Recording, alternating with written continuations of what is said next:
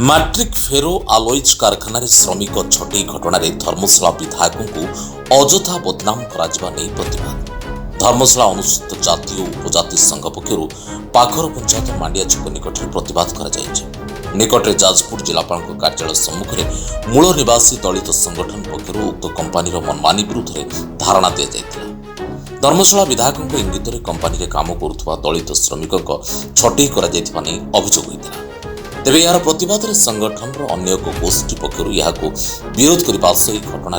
विधायकों को कौन संपृक्ति नथिबा दर्शा एणु विधायकों को अजथार बदनाम करने घटना जो मैंने संपृक्त अच्छा विरुद्ध में कार्यानुष्ठान आईन द्वारस्थ होगा संघ चेतावनी देछि। मो ना नारायण मल्लिक अनुसूचित जाति उपजाति सभापति आज जो प्रतिवाद सभा करा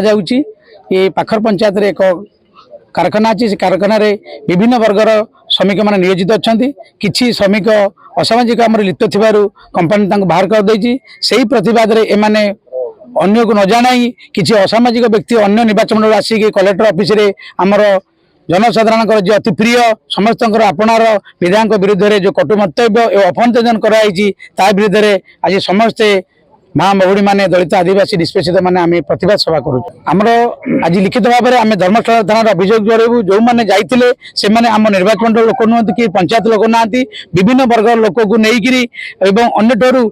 अर्थ नहीं विधायक विरुद्ध जो कटु वक्तव्य देते से विरुद्ध में लिखित थाना जड़ेबू थाना जब सप्ताह भितर से आईनगत पदक्षेप न जाए ताले आम राजस्व प्रतिवाद करूँ निर्दिष्ट भाव में आमर बर्तमान निर्वाचन मनोरंजन जेना एवं संघर्ष मल्लिक आउ अन्य नेतृवृंद जो पूर्वतन विधायक द्वारा प्रलोभित हो प्रलोचना एभली कार्यक्रम कर धर्मशाला चिन्मय नायक रिपोर्ट जाजपुर न्यूज।